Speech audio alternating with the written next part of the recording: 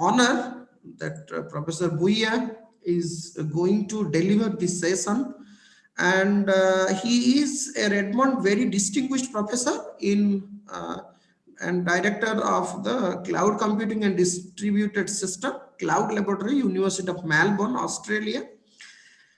He is also serving as the founding CEO of Manjrasoft, which is one of the leading cloud-based company, and it is throughout the globe. Its operation is high timing.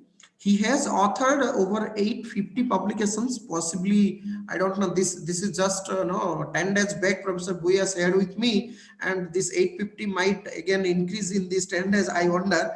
And 7 textbooks, including Masters of Cloud Computing, published by McGraw-Hill, China, and other Indian and Chinese international markets, where his books are tremendously going on. Dr. Buyya is one of the highly cited author in computer science and software engineering worldwide, and it's I can say it's our honor. It's to say that it's his H index is 139, G index 307, and today morning I updated the citations, but what Professor Buyya has said, again it increased up to 2000. So the latest Google Scholar citation 1,5031, which is a tremendous achievement throughout the globe, and very few people or very few researchers are there in the globe who has achieved this milestone.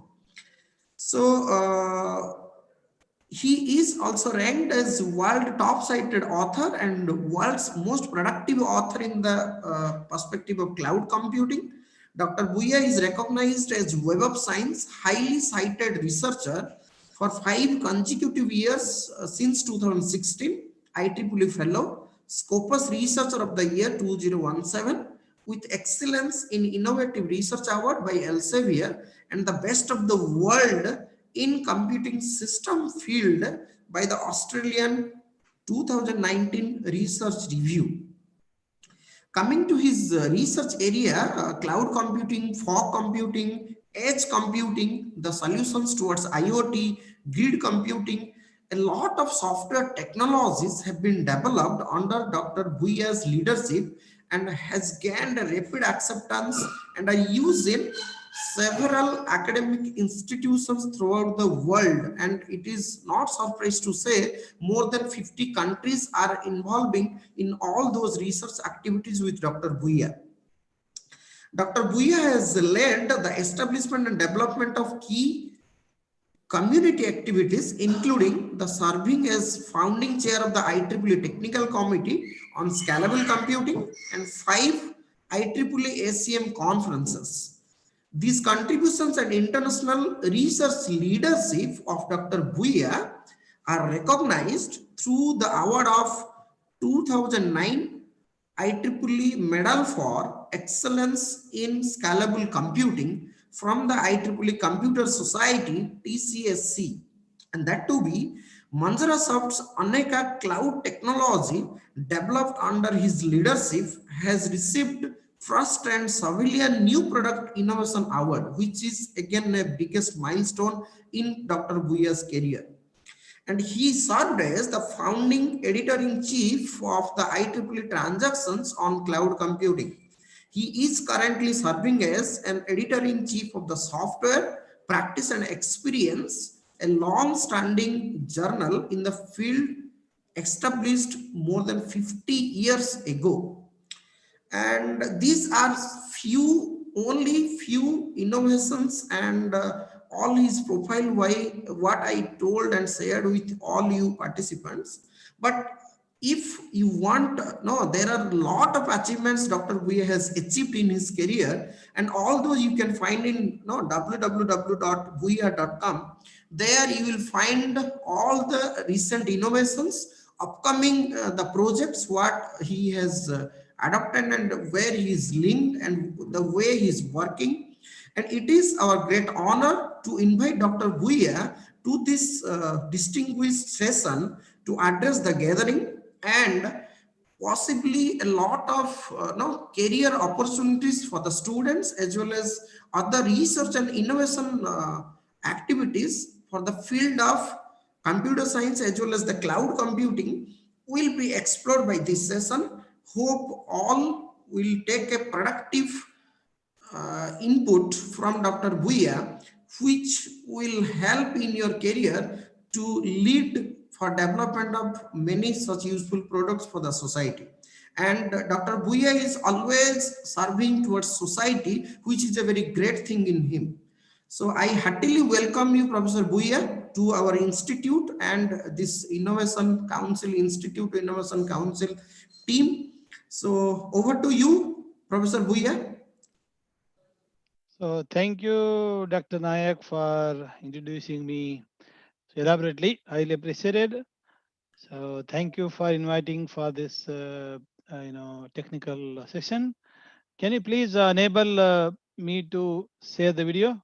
Definitely, definitely.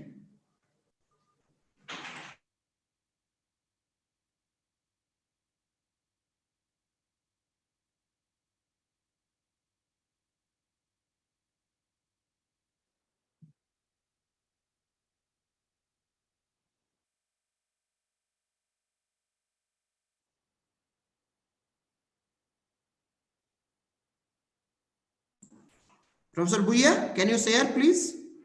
Yeah, checking. Yes. The video is not doesn't allow. Video doesn't allow. Yeah, screen I can share, Yes. but not the video.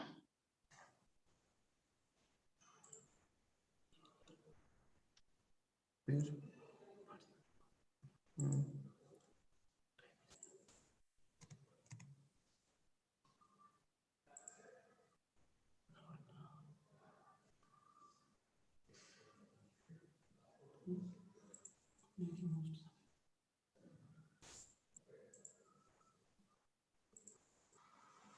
Professor Buyya, please check. Hope now you, Yes, as you are the I think I'm host. the host. Yes. Yeah. I think I should also stop annotation. Some people seems to be Yes, yes, yes. doing that. Please.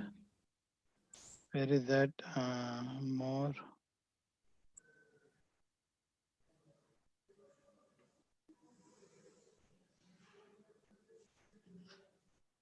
That annotation stop live. No. Where is that annotation stopping? On the top of the Yeah, screen. Yeah, please.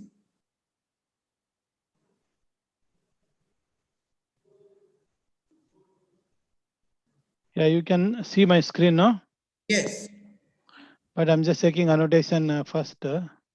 More. Where is that? Disable annotation by others. Okay. Okay. I disabled. Okay, so no problem. Okay. So you can keep yourself your video on so Yes. that I can see that at least one person is there, Yes. Yes. and it gives better feeling. Yes. Sure. Yeah.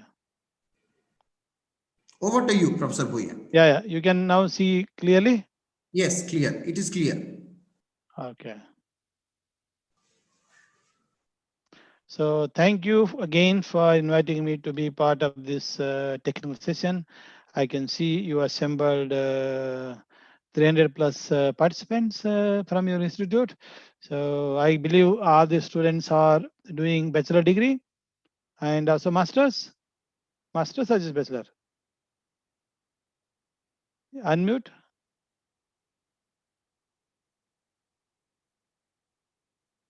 Okay, so no worries. As Dr. Nayak said, I'm going to discuss primarily about some of the recent frontiers in cloud edge computing, but we will take a broader look at computer science advances, then how this cloud edge computing enables new class of applications such as Internet of Things and also big data. So all these advances in technology primarily driven by requirements of different applications, and we will take a look at some of the applications that are already enabled by cloud computing. Then as you move forward, and we'll take a look at new class of application. So this is the work primarily done at University of Melbourne, where I serve as director of this cloud computing research laboratory.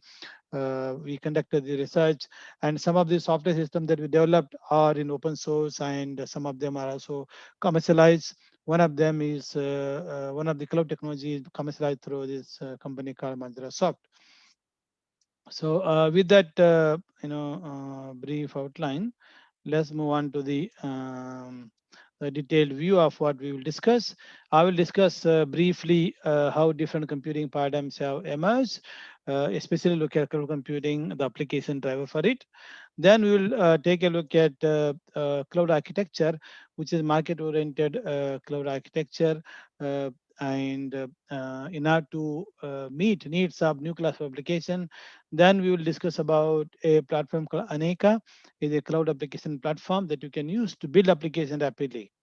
So once you build your application, you can deploy the application on different cloud infrastructures provided by different companies. So this way you can scale application across multiple clouds as necessary to meet demands of end users on that application system. So then we will take a look at this Internet of Things very briefly. After that, we'll discuss the new computing paradigms to meet needs of this Internet of Things. There are such as fog computing and so on, and we will take a look at not only software technology but also in the context of applications from healthcare and how that is enabled. I will also discuss about a drone. Drone is like a see there's a thing and then connect to the internet and enable interesting application in the context of combating this COVID-19 pandemic. So and conclude at the end. So this is the brief outline of our discussion for next 50 minutes. So looking at computer science, we already went through couple of waves, waves in computing. If you look at during 1960s, the computing systems were primarily big mainframe computers. So built one per country. So the whole country would have one big mainframe computer, and that computing capability and application capability need to be made available to businesses and users from remotely. So to meet that requirement, this ARPANET or internet sort of was initiated. So then later on, obviously, you see emergence of mini computers, microcomputer, personal computers, then World Wide Web, and virtualization of all this computing capability. So thereby, when you have an application, you don't have to bind that application to specific hardware. You just have that application virtualized through virtualized virtual machine. Then this application can be moved from one machine to other machine as necessary. Or so this way we can enhance, availability of that capability, but also enhance scalability as well.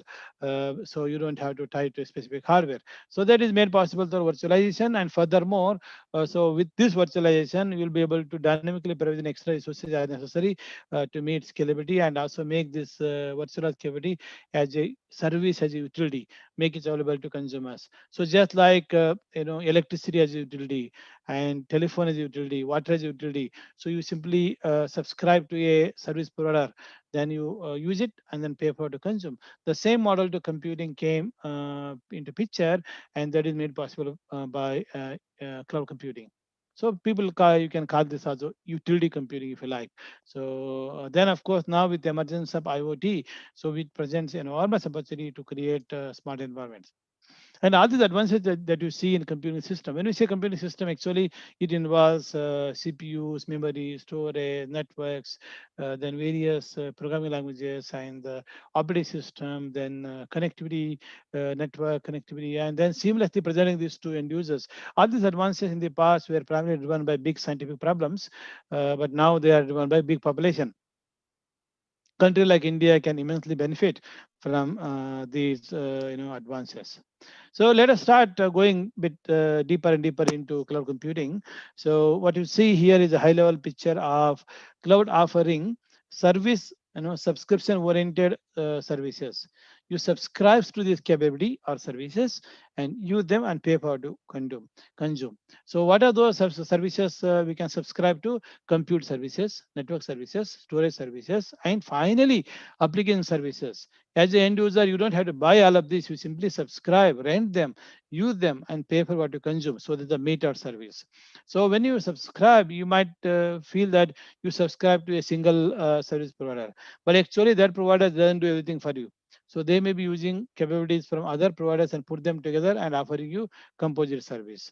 So this is the model is used by many of the cloud services, and we will take a look at some of the examples of that. To begin with, I'm sure many of you have Dropbox account. So Dropbox is a cloud storage service. So this company doesn't have everything by their own, but they are able to combine the capability and deliver to you that storage infrastructure. So that is how Dropbox is created. Let's go deeper into few more applications of cloud that we all are using today without our probably being aware that we are using cloud services. So the traditional science and business application, business in particular, CRM, customer relations management, and ERP, enterprise planning. So these are the software when you set up for example, a business small enterprise in Hyderabad, let's say, you need the CRM, customer relations management system. And if you try to buy yourself the whole software, it may cost you 20, 30 lakh rupees plus building infrastructure and all. It is very expensive proposition, especially in the beginning startup. You can simply subscribe to such a capability from third party providers and use and pay for what you consume. So if they probably depend upon number your business level, you can subscribe and use it. So there's a renting model in get a business application.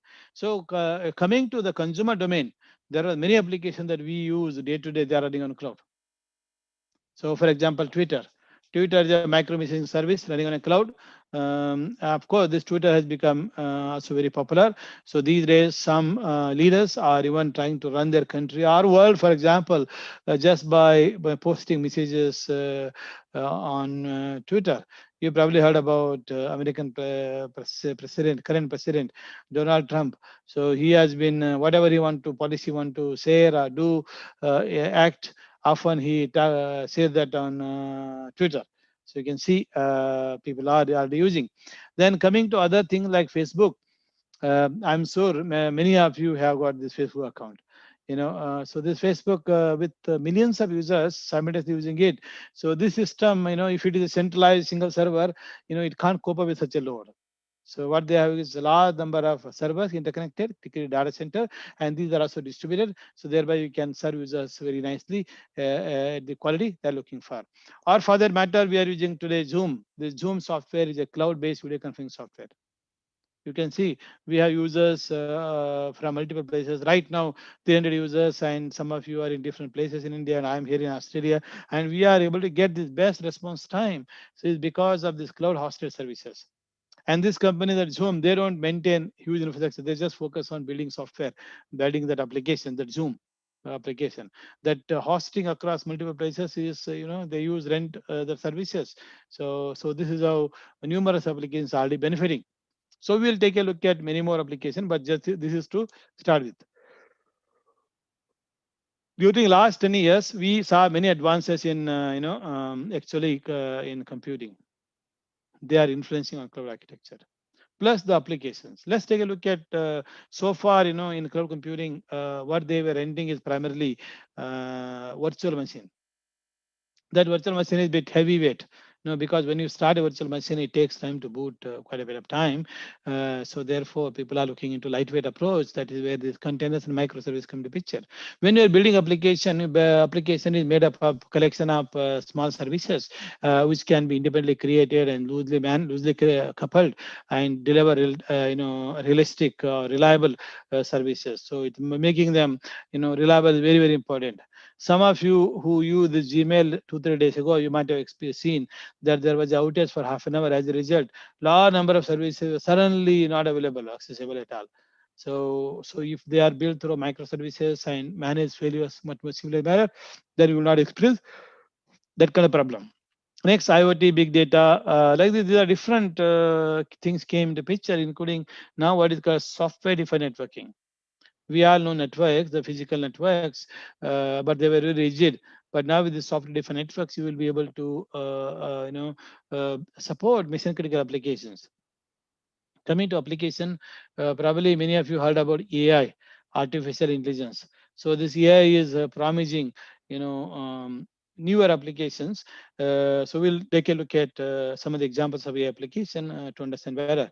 Then plus now due to this coronavirus disease pandemic, you see the need for cloud computing even more increased, and the usage of cloud infrastructure during last 9 months due to lockdown and so on, people working from home, education from home, or you connect from home. So many of these educations enabled through this network. As a result, cloud is played very important role, and the usage of this cloud has increased almost double during last month. So if you look at 2019 versus now, so it's sort of doubled. So it is presented huge opportunity. Cloud is becoming a real engine of driver for economy these days. And looking at this COVID-19, you all know that it's really threatening life of numerous people and livelihood also. Then it impacted on the business and economy is shattered everywhere. Then education also it disturbed a lot. Usually we prefer in engineering, for example, having one-to-one, the lecturers and labs all happening in person. But now with this COVID-19, so this all disturbed a lot the flow. So that is in brief about different applications and how cloud supports. Now, so I mentioned about this AI, artificial intelligence, and so on. So those will be, AI healthcare. I will put a bit more focus on that area today. And looking at architecture of cloud, how should we architect them? So first, I said that cloud is a subscription-oriented service. When it offers a subscription-oriented service, what you see is set of services. The users want to use them, and they want to pay. How much they pay depends upon the quality they're expecting. Say, for example, if it is a healthcare application, so there are multiple users. Some users may be at emergency. During emergency, we are willing to spend more. So then they might say, here is my healthcare data that I collected, and I want to analyze this data, and I want answer in 2 minutes. And there may be many other users who are not in emergency. They might say, okay, here is my data, give me answer in 24 hours. I need actually answer tomorrow. There is no hurry. But I will only pay 2 paisa. So like this, different requirements can come in. So those are user requirements. Then of course, when you come to the cloud level, they also, market driven. So they also want to enhance their return on investment. So therefore, they use market principle based on the quality we're expecting. Accordingly, they may vary the price, higher price, lower price, and so on. So now user requests are coming in. Let's say you are likely to make the user request, and that is admitted. Then for that request, virtual machine is created. This virtual machine is mapped to physical machine. So depend upon where user is, the virtual machine is created and dynamically decided where to map. So then, of course, with time on that application, demand can increase. The number of users increase. At that time, you need to provision extra resource to the cloud environment. Otherwise, the application quality of service won't be met. So here, the virtual machine that we allocate for that application can be within one location or across multiple locations, geo-distributed. So it is very common to see cloud environment and applications empowered by harnessing the power of multiple geo-distributed cloud data centers.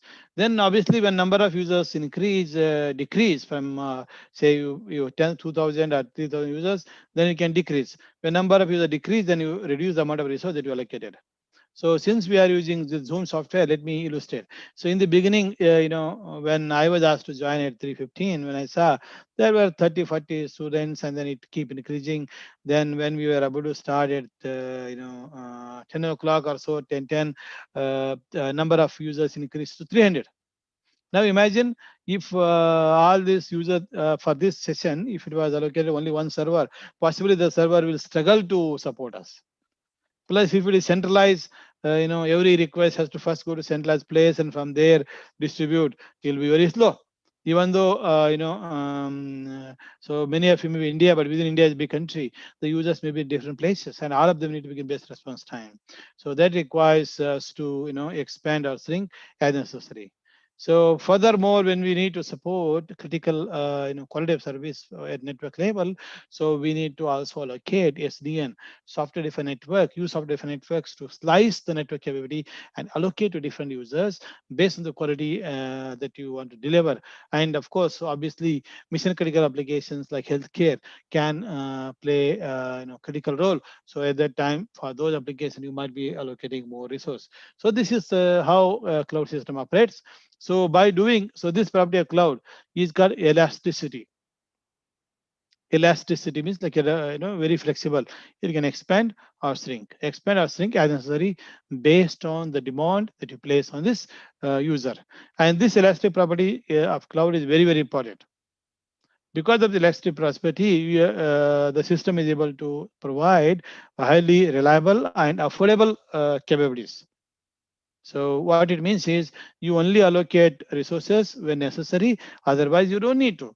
By doing this, you can enhance the efficiency of system, plus you can reduce the energy consumption of system, plus also you can reduce the cost of computation. Because you are serving the users, if you are able to just use resources efficiently, so this way you can offer the best service, and by as a result, users will be happy, which means your business can flourish. So that was conceptually how cloud should work. Okay, now let's take a look at a technology that help enable creation of applications and deployment on cloud in a seamless manner to meet user quality of service requirement.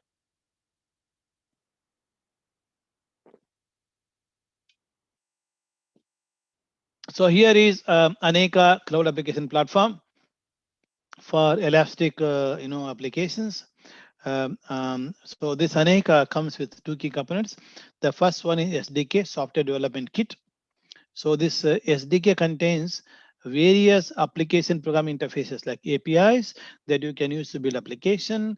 There are a number of tools that helps you to make application rapid cloud enablement. Once you build the application, you can deploy on multiple infrastructure like public cloud or a private cloud or multi-cloud in a seamless manner.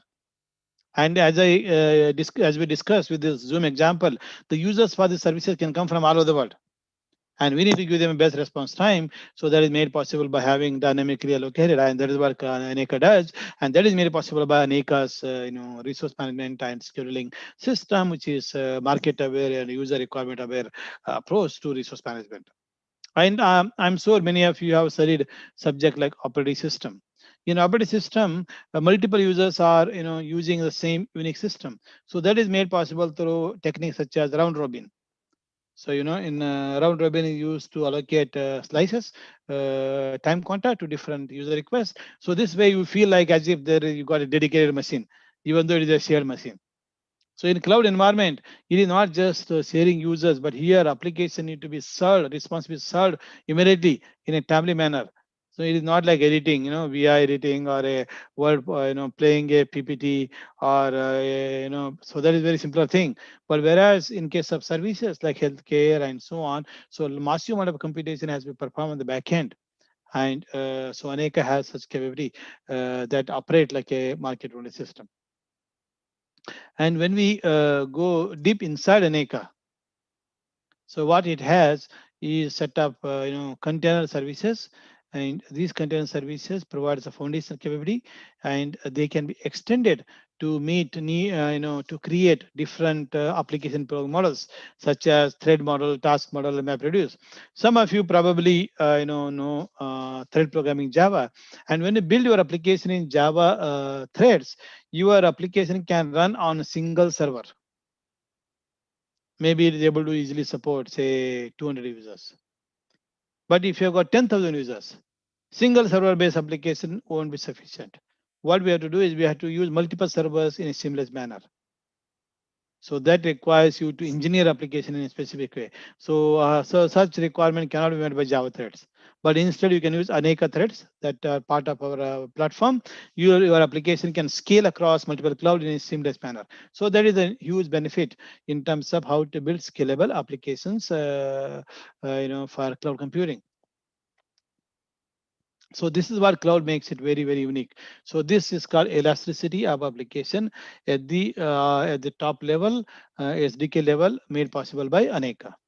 And obviously, once you make such a flexible application, model, so to deploy them, you need to have appropriate runtime machinery.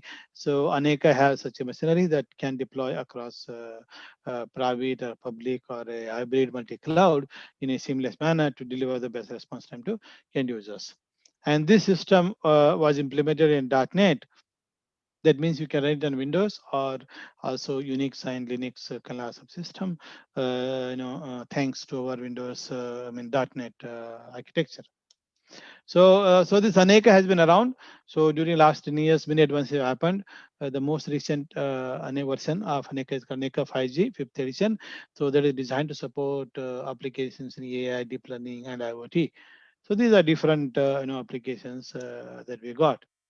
And once you build your application, you can deploy this across multiple hardware, multiple infrastructures.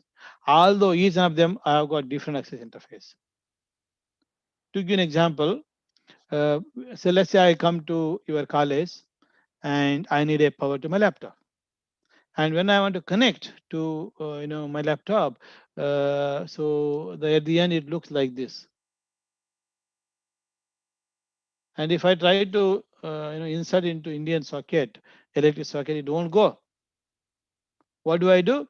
I usually bring an adapter so that it can go. And maybe after some time I go to UK, United Kingdom.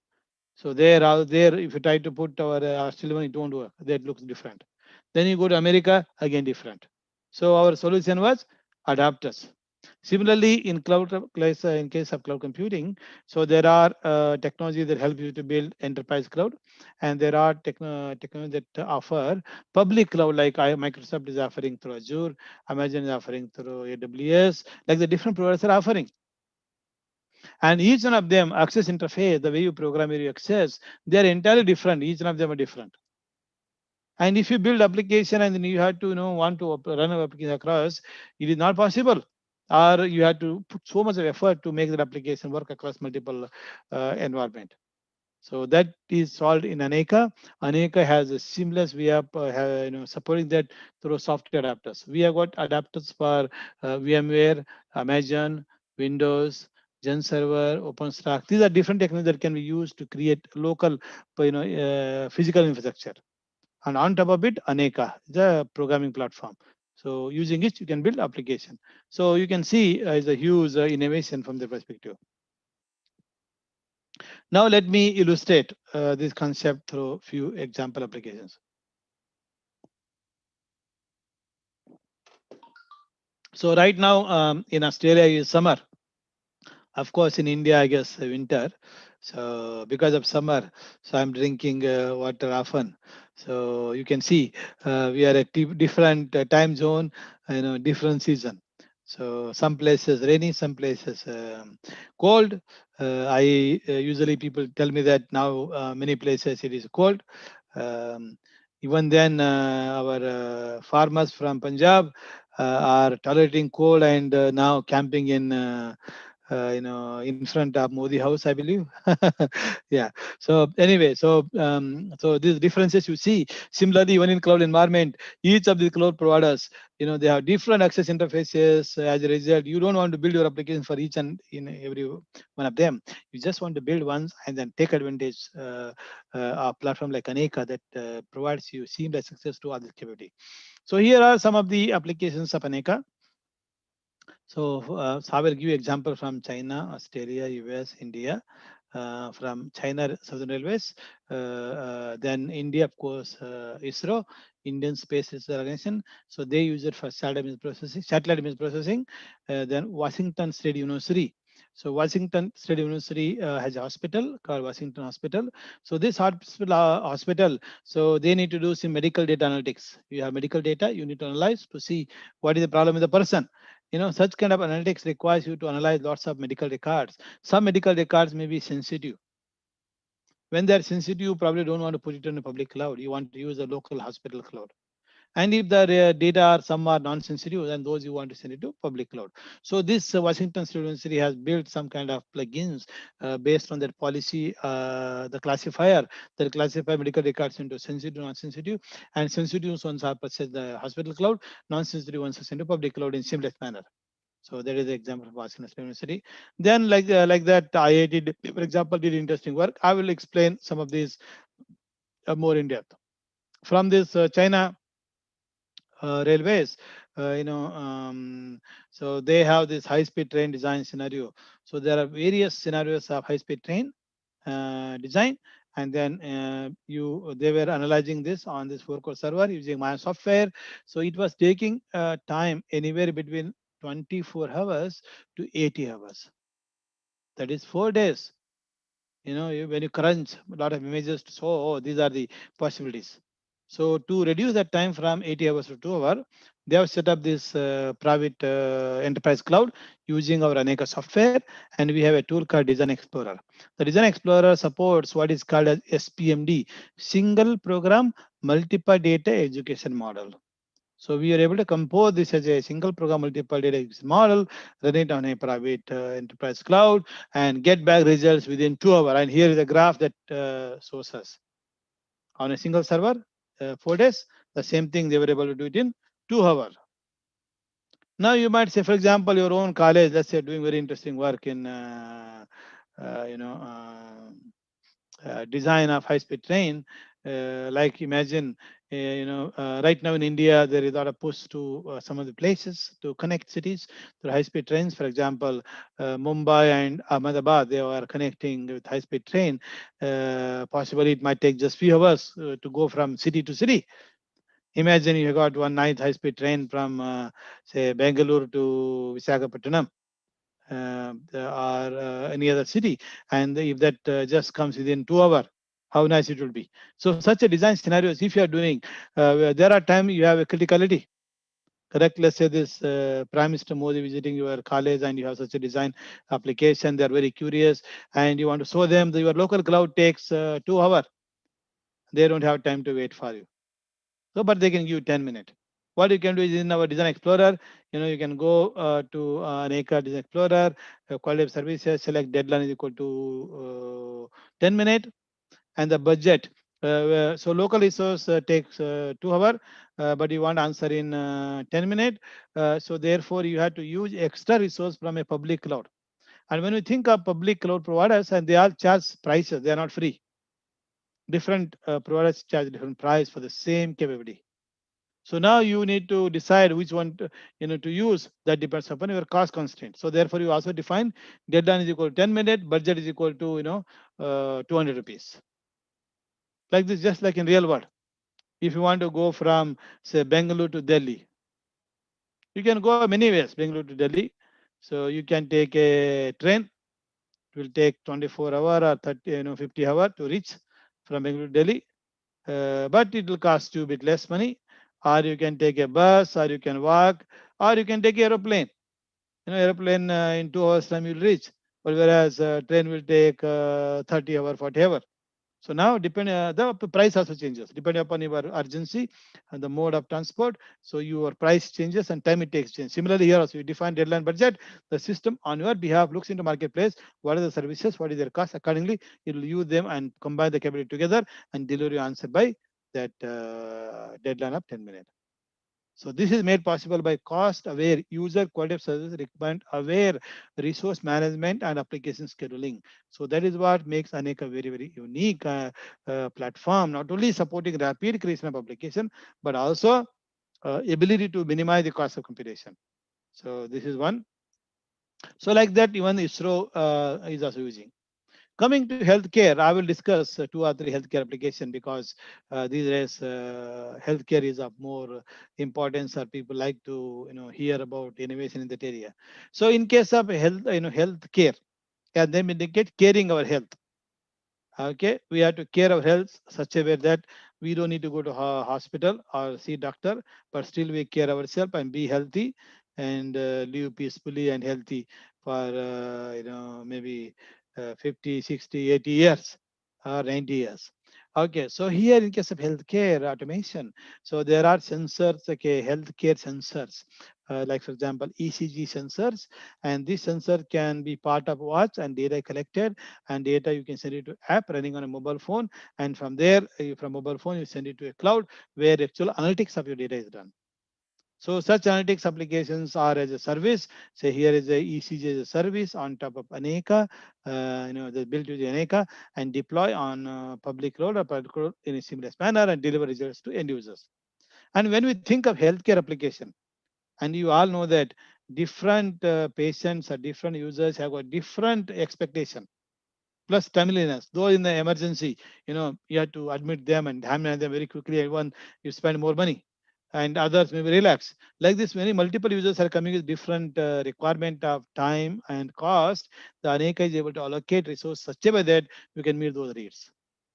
So this way, this is called autonomic management, seamlessly, market principle. So this system we demonstrated, and you see here that at one of the conference, so this person, we connected this sensor, and from there data is going, data went to mobile phone, and from mobile phone data went to public cloud where processing is done and results came back. So this is very unique way of doing. Then you can see the result that you see on this screen, this graph. Just by looking at this graph, you can tell a lot about a person. Say for example, if you collect a data for a second, from data you find out, and hey, looks like this person has slept maybe just 4 hours.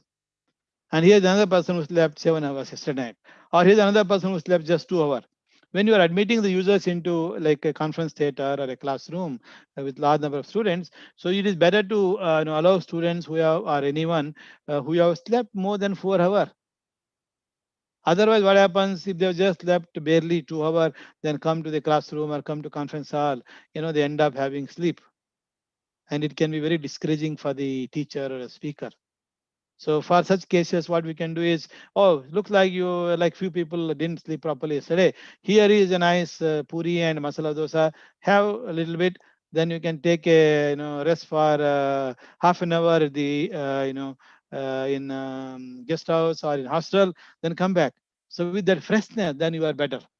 So if the conference is for a day, it's better to take a rest like that for half an hour rather than sleeping all the time in the conference hall, and such a mechanism you can put in place. Now so this is simple, but like this there are many healthcare application can be built.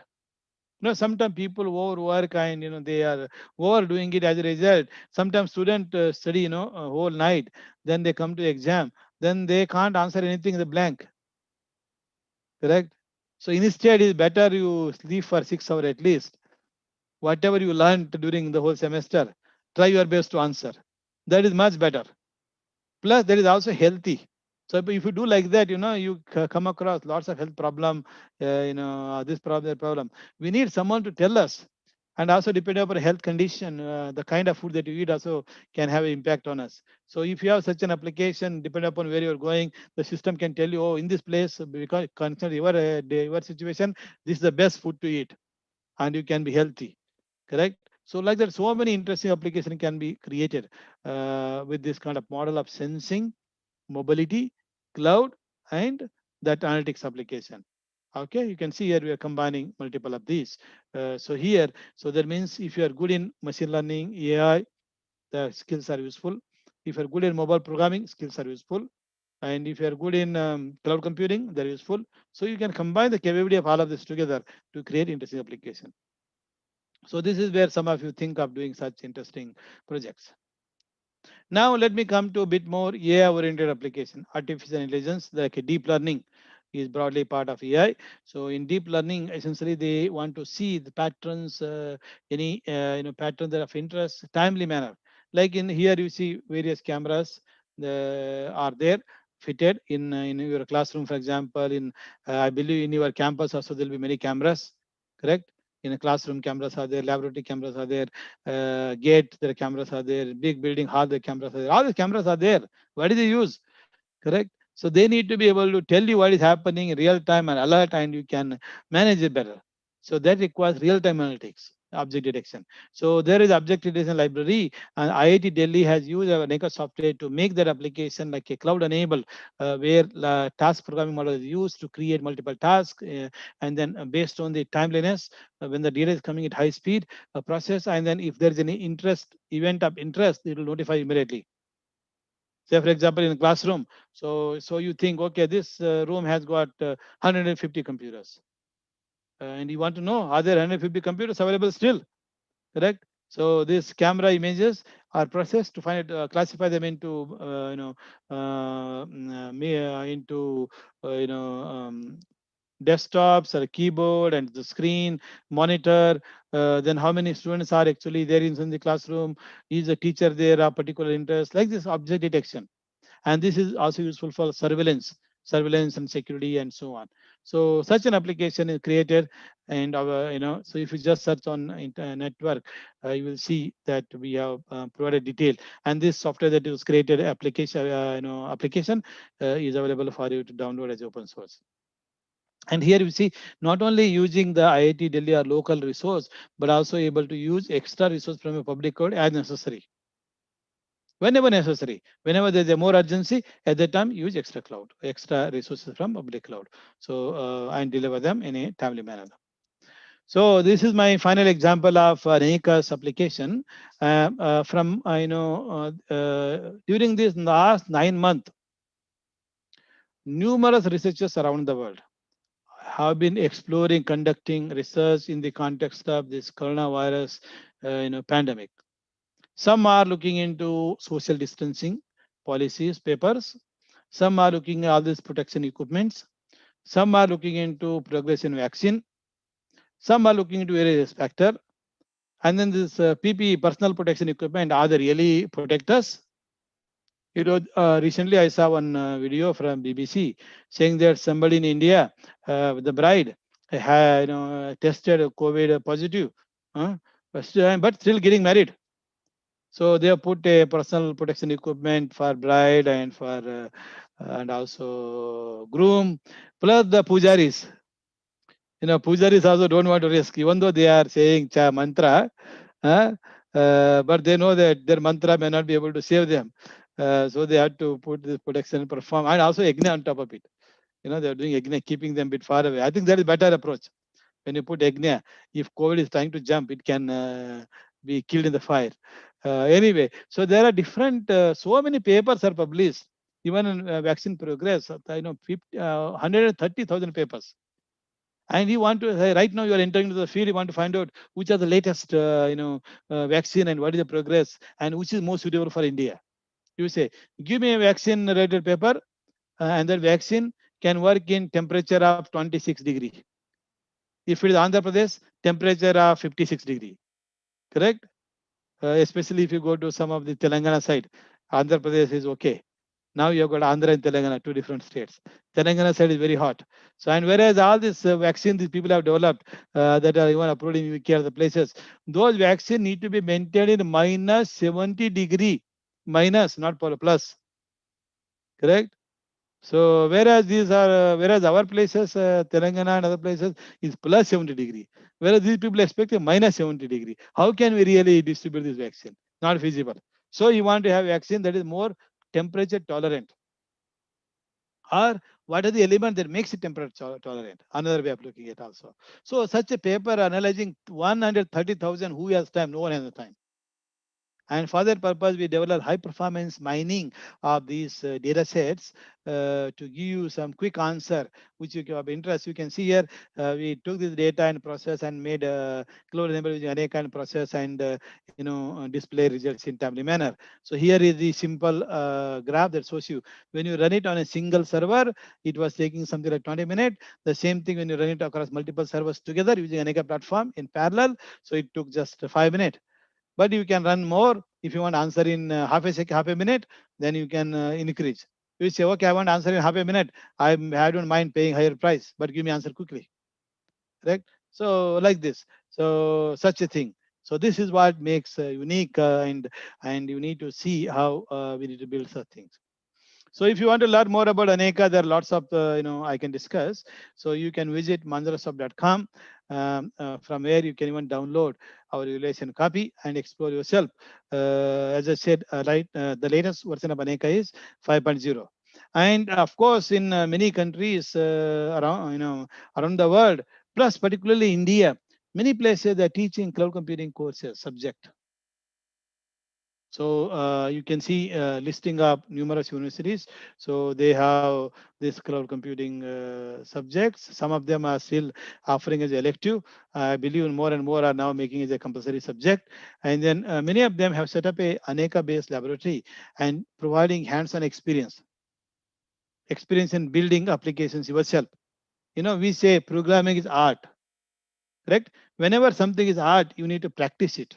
If you just study theoretically, after one semester we just forget everything.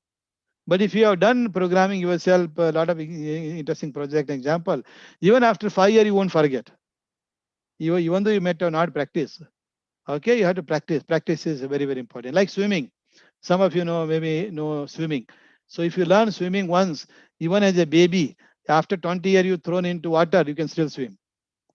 But if you have simply read book on what is swimming, how to swim by nicer, only reading theory for 40 years, and you are thrown into water, you will only drown. Correct?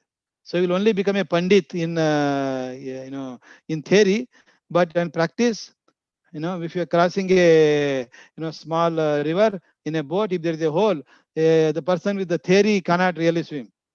But that fisherman who doesn't know even reading, but that fellow knows how to swim. So that is very important to have a practice. That's what in Aneka's laboratory will help you to practice, in reality. Now let's take a look at IoT and this application briefly, then conclude. So this, Internet of Things. What it means is when we say Internet, we think of networks of computers. But that concept of networks of computers is extended to everything. When we say thing can be the bulb in house, many things in house, the gate, all of this part of the internet, and the camera being part of internet. So and then roads being part of internet. That all the systems being part of internet. So as a result, you will be able to create a smart home, smart healthcare environment, then connected driverless car. People these days talking about driverless car. You want to go from place, for example, let's say Bangalore to Chennai without a driver. A driverless car will drive you. So that requires connected IoT sensors and actuators and so on. Then coming to all the way to agriculture, mining, smart grid. There are so many applications of this, Internet of Things, enabling creation of smart world, and huge business opportunity in that space. So now this IoT application, that smart world. So far, whatever demonstrated, in a small scale, there are cloud-centric application. So you can see on the left side IoT devices and smart systems. So they were pushing data to cloud where processing is done, results come back. But the problem is when you send all the data to cloud, the response time, some of them are, because of heavy load, the latency is very high. Real-time applications, won't like this. Plus, on top of it, if you push too much of data to cloud, what happens? Internet will get clogged, will become slow down. This is simply a shared route, correct? If there are too many vehicles on a highway, what will happen? Everything will slow, correct? So that is why it is important to harness the power of resources at the edge of the network. So here you see the second model is, rather than sending all the data here, why don't we process at the edge of network like a smart home? Rather than every house pushing data to cloud for analysis, why don't we have a small edge resource at the house itself? That will make a decision most of the time. So that is called pure edge. Or sometimes you want to use this edge and cloud in a seamless manner as necessary. So that is called fog computing. So edge computing using only pure edge resources, whereas fog allows you not only edge but also cloud as necessary. Okay, so these are three different computing models. So now let us take a look at this edge and fog very briefly. To enable that, we have created a software called Fog Bus. So this Fog Bus is a very lightweight framework for edge and fog computing with blockchain. Blockchain, normally when we say, people think of digital currency like Bitcoin, but the blockchain technology can also be used for creating trustable services. And here is your components of our fog bus. So here's the oximeter, and there's a gateway app running on mobile phone. Then nearby there's a fog broker or edge broker, and this broker can manage the local resources at the house or wherever they are. Then whenever necessary, it can use extra resource from public cloud using our Aneka software. So this is how Fogbus is created. And here are the just high level user interface of this Fogbus usage in healthcare application called sleep apnea analysis. So in case of people with sleep apnea problem, so so they need to be monitored regularly. So here is a simple oximeter, the data collected regularly, and then there's a healthkeeper app running on your mobile phone. From your oximeter goes to your mobile phone just next to your bed, and then from there data that necessary sent it to edge environment where actual processing is done, and it just come back. So here, just by processing the data, you can see the severity of the disease. If the person severe disease at some point is very emergency, at that time immediately the system can notify the ambulance and please come and take him to hospital. If most of the time it is just normal, don't need to worry. So this is the integrated environment. So we have showcased this system that we built. So openly in many places also you connected here the sensor, oximeter, and data goes to the mobile phone, and from there we actual processing is done. And here we also use something called Raspberry Pi. Raspberry Pis are matchbox size computer available for small like 50 10 $25, some like 1,000 rupees, and you can easily have 2 or 3 oximeter Raspberry Pis at home. They can act like a edge computing resource. Usually most of your requirements are met. Then whenever necessary it can use public cloud, and you can see the integration of sensing, mobility, edge resources, oximeter, then for healthcare application. So this way real time request can be solved. So that is another one. So this is my last one IoT based application. Here IoT is that drone. Drone is a thing. Drone. What else drone can do? You can actually navigate. So during COVID-19 pandemic, what happened? Lockdown. This April, May, and so on. Many major cities were locked down, especially in Delhi. Correct. So Modi wanted to be safe, so he just locked down Delhi. Then growing beard. I don't know how many of you seen Modi recently. His beard is growing. He doesn't. I think he not even letting barber to come near him. Correct. uh, so this in Noida, now there are multi-story buildings in many cities. Multi-story buildings. Each floor has multiple families, their own house. Then like this 20, 30 floor. So you can't really get all of them down to check them. What can you do? This drone fitted with a thermal camera. So the drone is able to go around the building, and people are asked to come to balcony. So if somebody experiences a temperature, which is something like what is expected in a COVID suspect or case, so then this data that is collected and immediately send it to the local ads and also cloud, and processing is done. Oh, say, okay, here the two people seems to be experiencing, symptom of COVID-19. Seems to be. Maybe not always true, but saying if that is so, okay, you can instruct, okay, please, isolate yourself. Don't go around the building and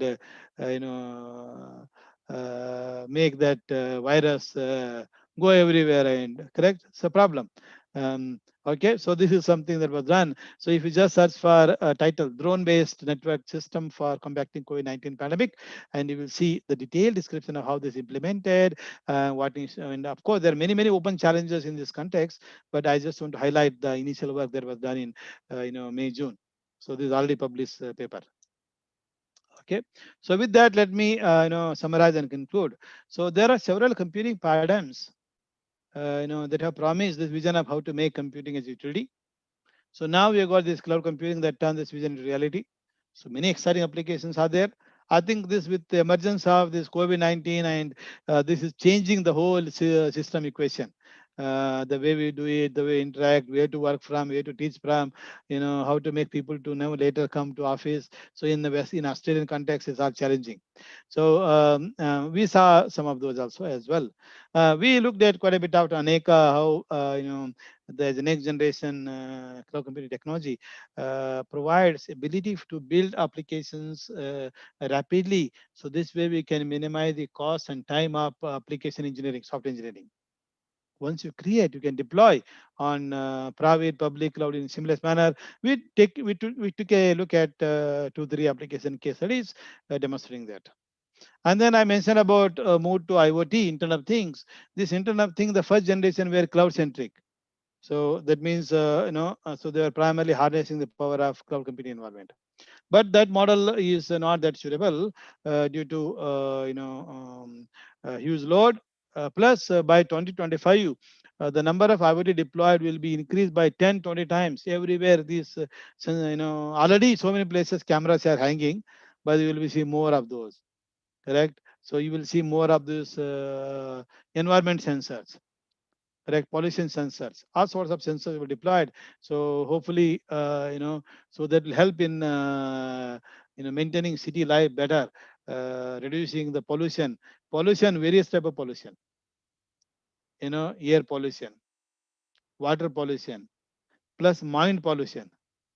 People mind is got polluted too much, correct. Because of that, we see so many problems in the world, including people are not happy with themselves, even though they've got their stomach is full, but they are in mental health anxiety. So it's all challenging. So we need to purify. So hopefully, this kind of smart environment, all smart, will help us. Okay. So if those who are new to cloud computing, if you're not studied the subject already, so you can take a look at this book, Mastering Cloud Computing. So this is the American edition. So probably cost around 90 $100. Too expensive for Indian market, Indian users. So here is Indian edition of the same book for $9, something like 400 500 rupees. So marketing, Mastering Cloud Computing, published in New Delhi. Okay. Then for Chinese, the same thing is available for $2, just less than half price. So often people ask me why is it so cheap for Chinese. The reason is, if you look at this print, mastering cloud computing carefully, it will go to 2 lines: mastering cloud computing. The same thing in Chinese, comes in 1 line only, just 1 line. Even the font says the same 1 line, which means it's a compact. So 500 page book become 300 page, not 250, 300 page, because the programs in Aneka are still in English. 50 page extra. Otherwise, the rest of the is in Chinese language. So this is the way also to make the cloud services made available to end users at their affordable price. This is a digital book or printed book. But if you go to the services like healthcare, we also need to build in such a way that they're affordable to the consumer whom you are serving. Okay, so that is another message I want to also highlight. So with this, let me stop here. And thank you very much for hearing patiently. And here you see at the bottom, email IDs. Those who want to, want to study more and do explore. For example, if you want to study at Melbourne University and some clarification, you can contact me on that rb@unimail.edu.au email ID. Or you had enough of pursuing Saraswati, you want to pursue Lakshmi, Lakshmi wealth, money, or you want to set up a laboratory in your college or various places, or want to create something interesting, so you can contact me on raj@manjrasoft.com. Okay, let me stop here. So thank you very much for hearing patiently. So I can now take any questions, comment you got.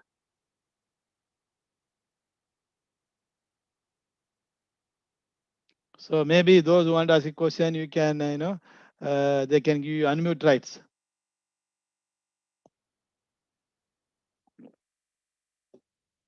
or you type it on a chat box.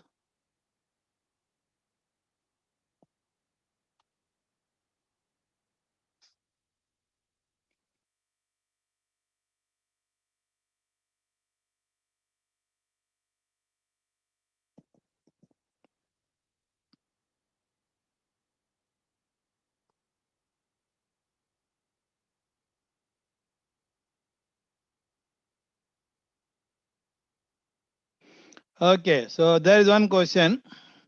So, what are the career opportunities for students in cloud computing area? So, if you look at various companies, let's say in India, our own Indian companies like Infosys, TCS, Wipro, SCL, and so on, or the large multiplayer like Microsoft, IBM, and so on. So these days, most of the soft applications are delivered to end users through cloud. So which means if you are very good in cloud application programming, so surely many of these companies are very keen to have you. That's one. Then second, one is that employment opportunity. Other is you can yourself become an employer. So if you come out with some very interesting, innovative application today, and then you can make it available as a service on a cloud, and you can really employ lots of people yourself. You can become an entrepreneur or an employee. So choice is yours, correct? So employment seeker or employment giver. So it all depends upon your skills and creativity and willingness to take risk. Correct. We also have to be willing to take a risk. Yeah. So opportunities are huge are there. So I can certainly simply encourage you to build up into this application. How can I build a business app for grocery? I mean grocery delivery or management. Anyway, yes, definitely. So you need to study mobile application programming subject. So then come out with not only building an app, understand what is the business process, how to bring together different parties, and how to make it more easier for people to procure solutions from you. So all that need to be business model has to be properly done with the right interface, user interface, and so on. You can definitely do that, and you can have such applications on cloud.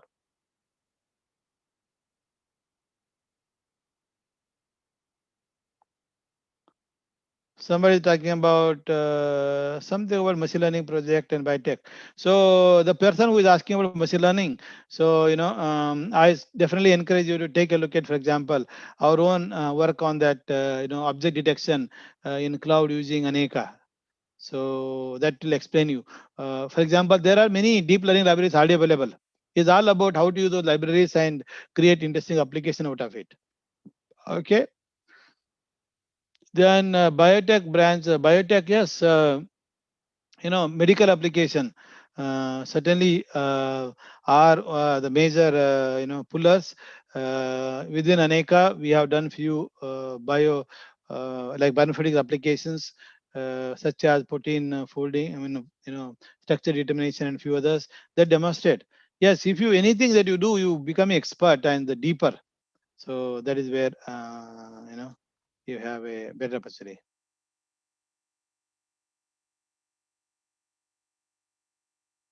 So what are the major applications of deep learning integrated to cloud?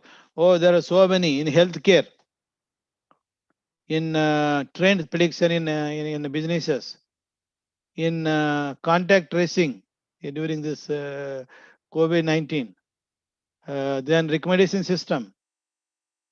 There are so many applications of this AI or machine learning. So I think right now your focus will be on developing foundation very nicely, and then ability to apply that technique to a problem. This is important.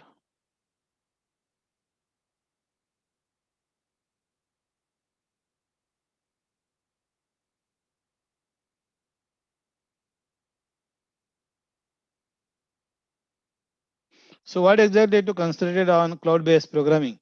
So cloud-based programming means how to create application that can scale, expand or shrink. So this feature is necessary to support large number of users.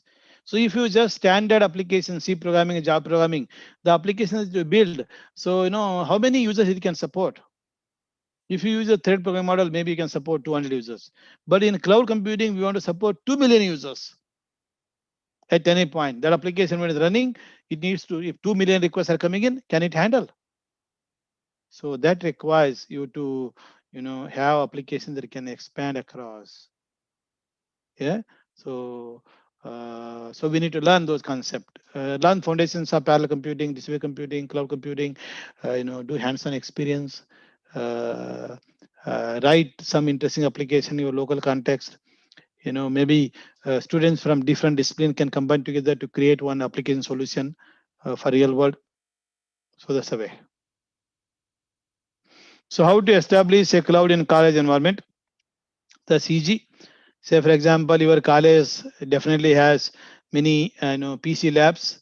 The labs connected with LAN, running Windows, let us say. So for example, your college can procure this Aneka software. So we can help deploy this Aneka components on different PCs.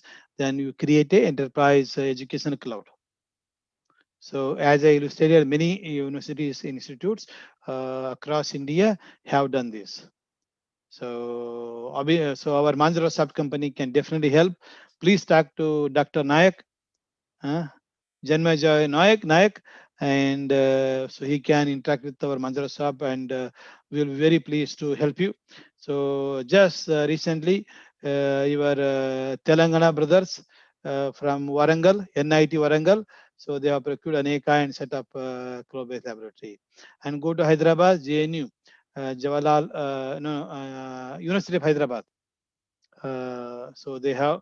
Then go to Delhi, for example, uh, Jawaharlal Nehru University, JNU, NIT Delhi, then Punjab Technical University, Rajasthan Technical University, NIT Meghalaya, all the way Meghalaya, from Maharashtra to Meghalaya, from Punjab to Chennai or Warangal. Okay, so people are doing, especially and also in Hyderabad, like that Vasvi College of Engineering, for example, or Pularadi. Pularadi, Kurnool is, I don't know whether it is in Telangana or Andhra, but anyway, wherever it is, Pularadi is famous for sweets, and they have Pularadi College of Engineering in Kurnool. So they have an acre-based laboratory. So surely your college is autonomous, I think. So we can do that.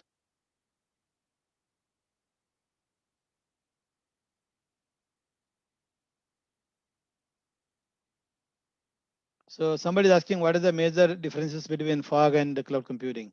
So as I said, cloud is like a remote capability, you can use it. So this fog computing, essentially what it means is like analogy. Cloud is bit more above, then fog is bit more closer to the ground. Similarly, this fog is like a cloud computing like capability, very close to the end user data set. The way the data is produced, you bring the compute close to the data. Usually we think of moving, computation, the data to computation, cloud computer and the data. We are moving data to cloud computation. Here we are talking about data is here. We bring the cloud towards the data. That is what fog does. That's the difference.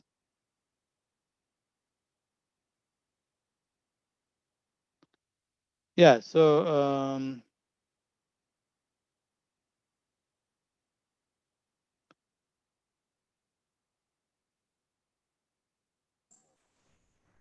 Yes, Professor Buyya, can you hear me?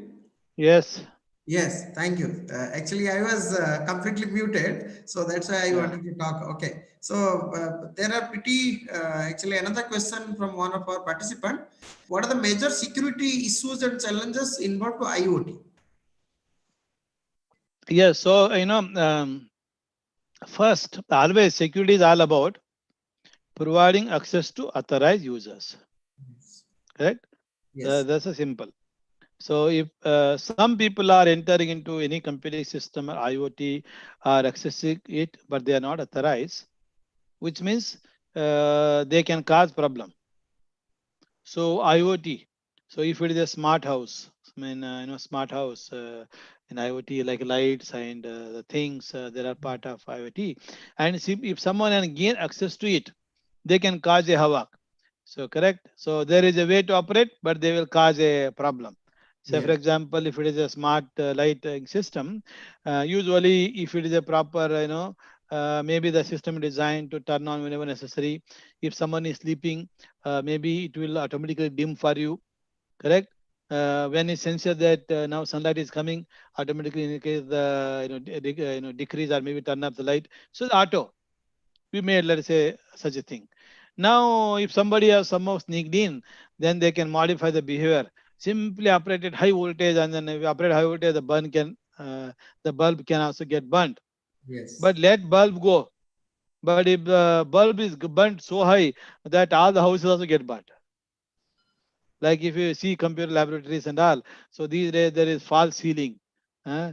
if there is too much of heavy light in the tube light, it can burn the lab itself. So this is a problem.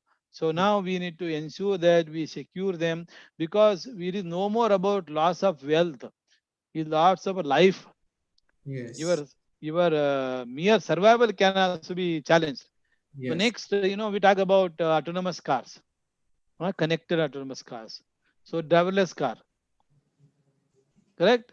So you are going from one district to some other place, and you have to pass through Godavari River.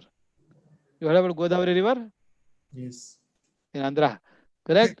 Yes. So your driverless car is driving, and you are happily sitting there. If somebody, somehow sneaked in and modify their program, instead of going from Kakinada to where, Vijayawada, Yes.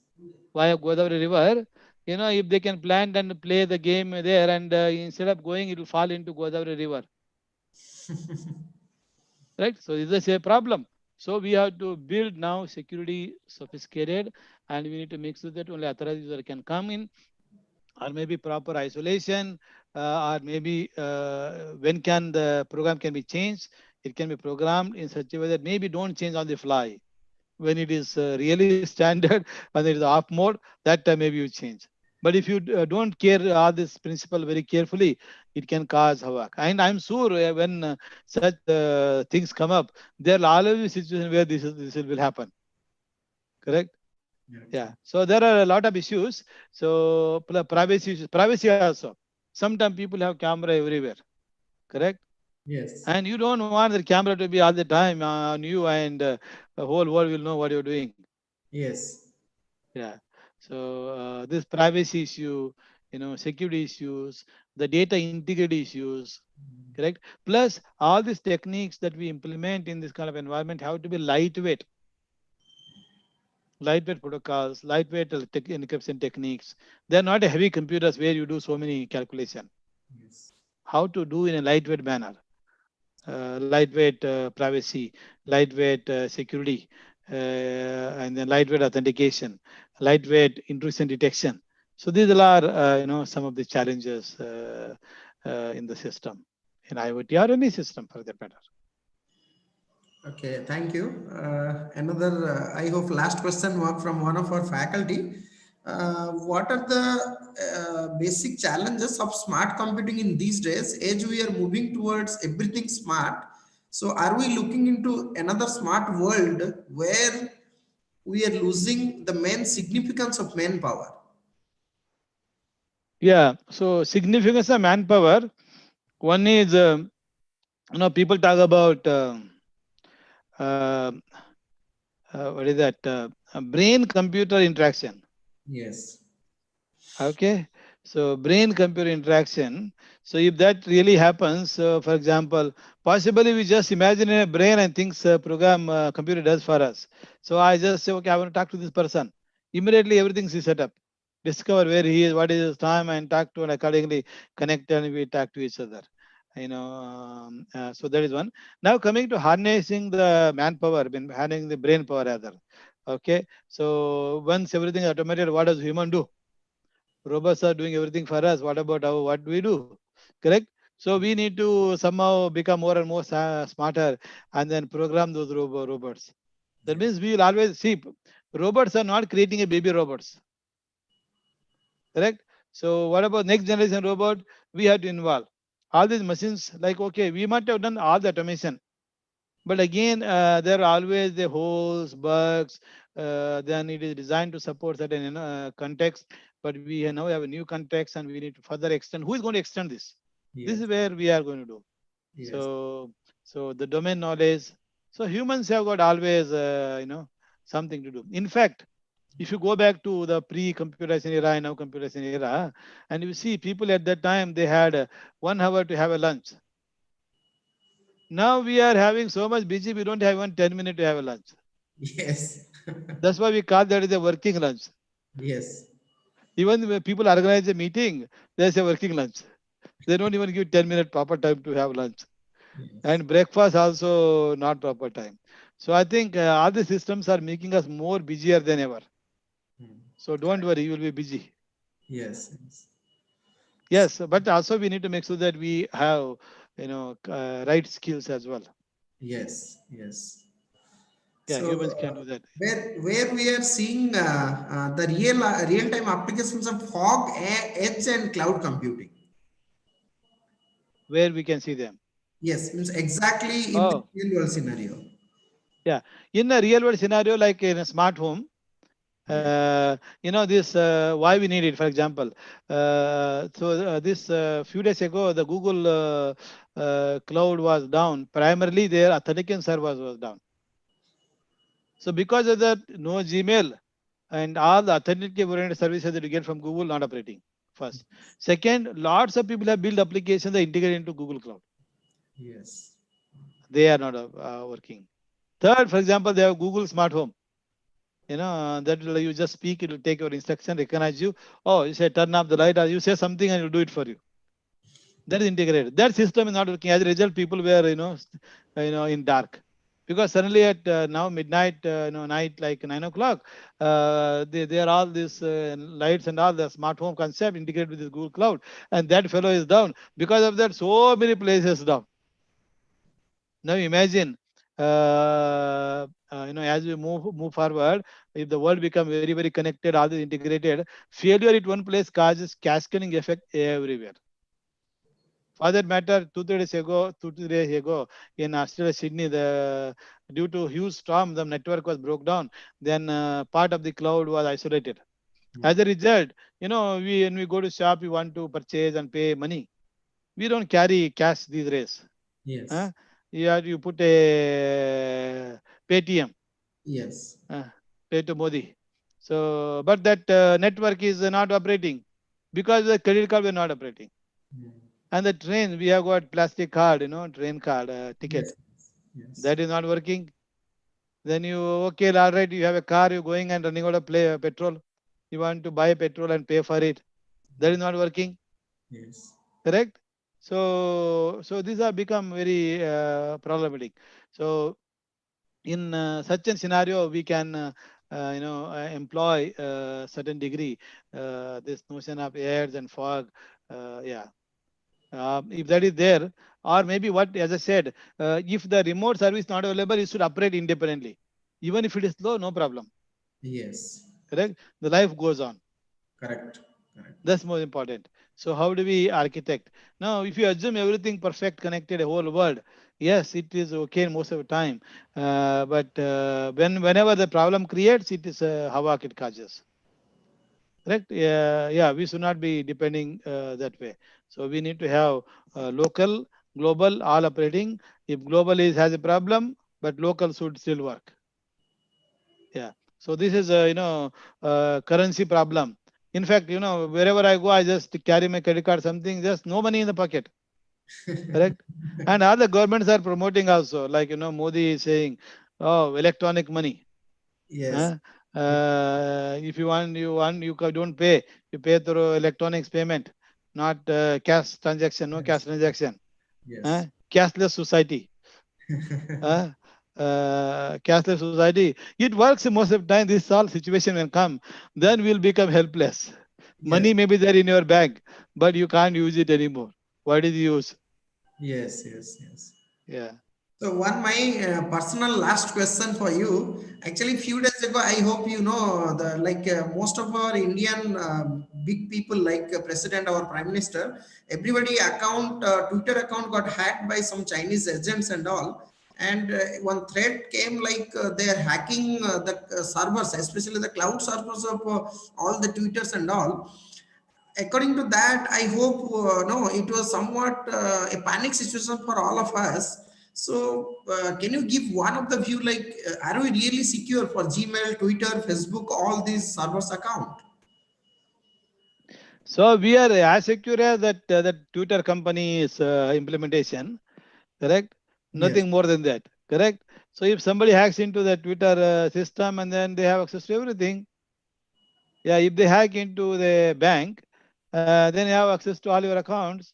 Yes. Uh, yeah, so the I think problem is always like if they corrupt the data, and Yes. if these people have a no isolated replica, and data Yes. integrity can be problem. Yes. Correct? So you may be billionaire today, and tomorrow your account becomes zero, and you don't have no way to prove. Yes. Correct? So Yes. that will create. So from Karodopati to beggar instantly, Yes. and from beggar to Karodopati also. Both will happen. Yes. Huh? Yeah, I think even biggest danger is not about this money. So all these critical things such as nuclear weapons and so on, Exactly. if they gain entry to it and then operate the nuclear weapon, Yes. correct? So whatever weapons whoever has, so therefore the cyber war, Yes. physical war is one thing. Cyber war Exactly. can be very serious before you even know everything finished. Yes. Yes. In physical, at least you know, oh, the soldiers are coming, these people are coming, there people. Something you will get in advance warning. You can do Yes. something to escape. But Yes. whereas with this, I think this is really danger for everyone. Yes. Yes. Cyber war, and then the people who can cause this problem, they don't have to be anything, powerful. Anyone can do it. Not only it happened here also in Australia, all this sewage system and blah blah blah whatever automation they got here, and the guy whom they employed they fired him, and then this fellow was very unhappy about that. So even though he is now out of the, but he had still had access to all the critical things. So then he opened a floodgate of all this sewage everywhere into city everywhere. This happened in Brisbane, Australia, few months ago. I mean, I think few years ago. But you Yes. can see, so over automation we are doing, it has to be done very, very carefully. Otherwise, this can cause one person mental problem can cause problem to everybody. Yes. Yes. So we will become victim of our own success. Yes. Yes. Huh? We Yes. think we are successful, but the success will make us victim. Yes. Yes. That's a problem of humanity. The Yes. over progress in this modernity, all our energy, time is used in simply creating all this over automation. We will become our own cause of yeah, eradication of humanity or whatever you call it. Yes. Yeah, so I think it has to be measured, and all this security and system building, cyber security is even more important with all this.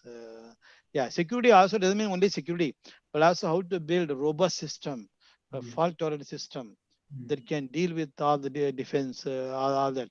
It requires better software engineering, with careful engineering, plus properly managed. Yeah, that is why I think IT is getting even more popular.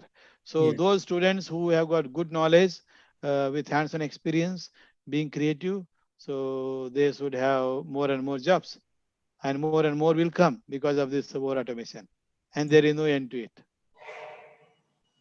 Yeah, So thank you, Professor Buyya. It was a really wonderful session, being covering all the applications coming from cloud to at the end of to the COVID-19 of IoT based solutions.